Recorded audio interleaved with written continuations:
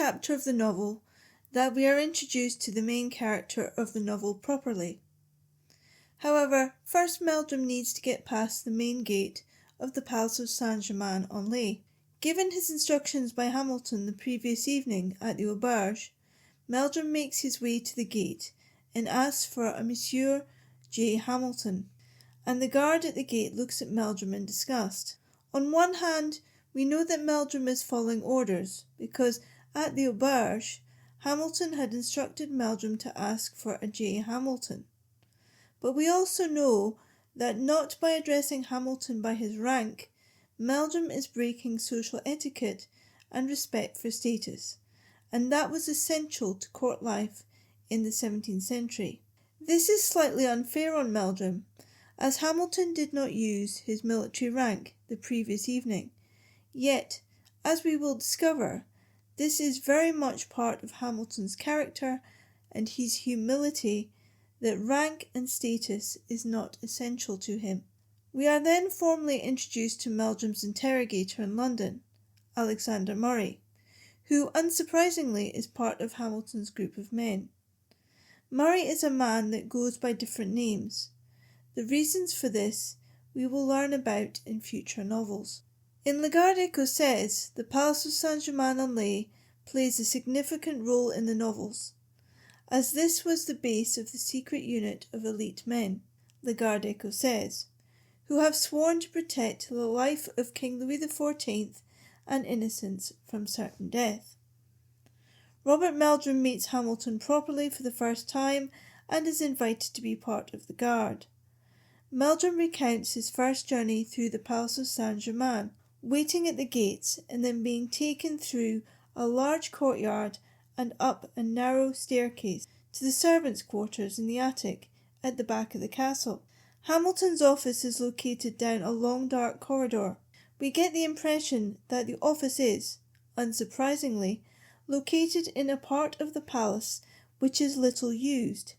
Indeed, the door or entrance leading to Hamilton's office looks like the entrance to a storeroom or cupboard. Its true purpose is concealed.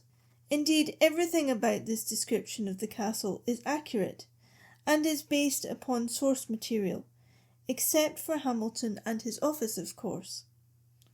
If you want to know more about the history of the Palace of Saint-Germain-en-Laye, especially during the reign of Louis XIV, listen to Season 2 and Episode 1 of the podcast.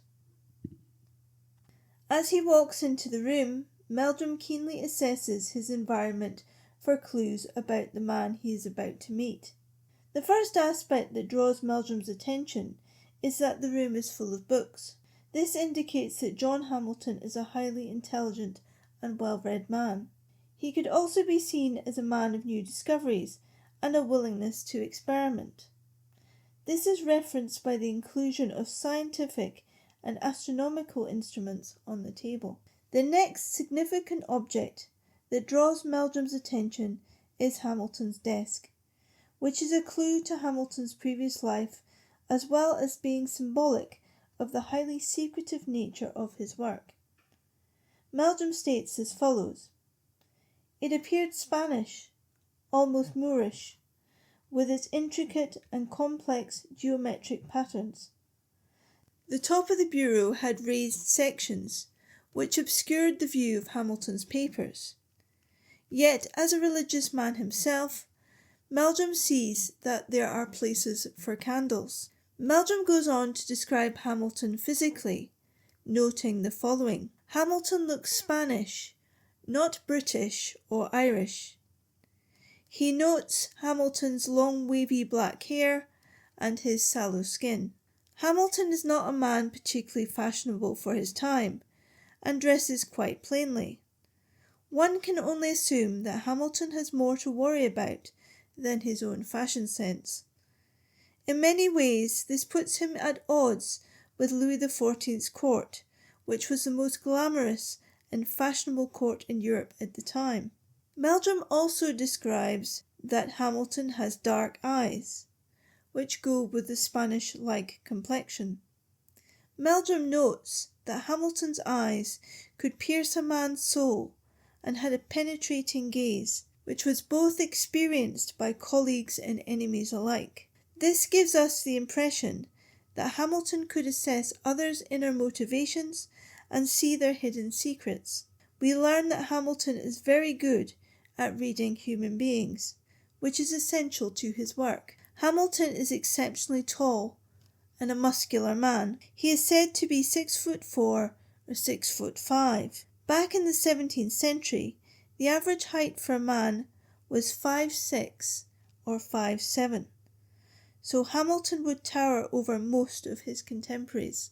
Yet, as Meldrum notes, regardless of Hamilton's size, he could be both stealthy and fast, and it is this, rather than his actual physical size, that made Hamilton so deadly for his enemies. In terms of his personality, Hamilton is introverted, quietly spoken, and rarely raises his voice.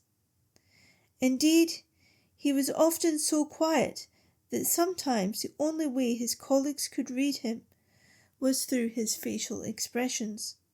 Meldrum notes that internally, Hamilton was a very conflicted individual. Yet, Meldrum also states the following: in many ways, John Hamilton was a bundle of contradictions and conflicting impulses, which made him the man he was and the great soldier that was both feared and respected throughout Europe.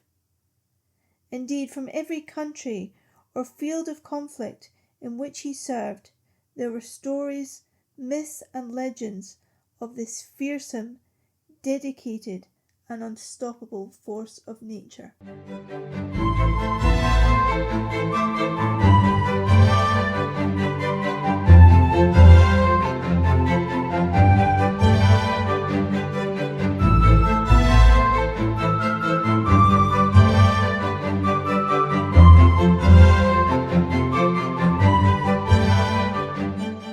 This podcast is the copyright of History Gateway Limited, UK.